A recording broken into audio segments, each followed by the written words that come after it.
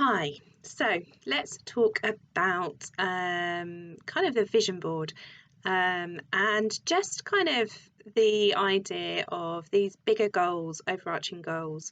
So if you are watching this and maybe it is January, there'll be all the chat about New Year's resolutions, or again, September tends to be another time where people talk a lot about sort of, getting clear on your intentions and things like that. So what I would say is work out what works for you, because New Year's resolutions often don't work out for a lot of people, but that isn't because setting goals isn't a good idea, and it's more about how people do it. So what you will find is a few tips along the way in this module around how to address some of those issues, and I will also share links to some blogs that will help you as well. So number one thing is just do whatever works for you. So if that is setting New Year's resolutions, then crack on. If you know that works for you, then carry on doing it. If it doesn't work for you, there's lots of other ways you can kind of still take some time to really get clear around a sense of direction. So this doesn't have to be a very definite, I'm going to do this by this point. When I'm thinking about I'm thinking about it more broadly.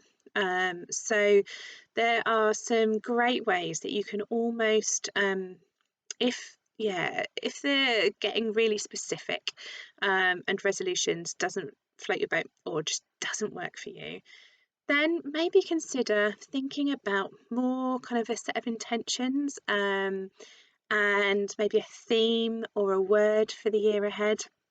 So by getting kind of clear on those things, it then helps all the other bits that you do kind of cling together, if that makes sense. So instead of kind of like just going one day to the next, and then getting towards kind of like another few months down the line and going, oh, I'm not getting any of those things done that I really wanted to get done, by thinking about what it is on a bigger scale, it kind of gives you that sense of direction. It's a bit like you wouldn't set off on a long journey without knowing at least where you're heading to, even if the journey changes because you have to sort of take diversions. But it's really useful to have that sense of clarity around what really, really matters for you. So some great ways, great questions to think about is take some time now and imagine that you are getting together with yourself in 6 months' time or a year's time. And what is it that you're going to be sharing all, this is what I've been up to, this is what my year's been like, these are the kind of things that I've been doing, or this is what I've achieved. What is it that really matters? How do you want your year to feel? What experiences do you want to have had? And really, who do you want to have spent your time with? And how do you want to have been spending your time? Like, really think about it, or, imagine that you're flicking back through your phone at the camera roll. What kind of pictures do you want to be seeing in there?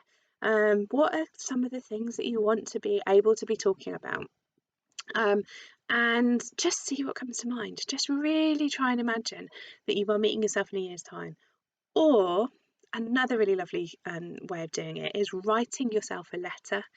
So imagine kind of like almost writing that letter. You can do it one of two ways. Either sort of writing the letter, imagine that you're writing a letter to friends and family saying, oh, this year's been awesome. I've been doing da da da da da.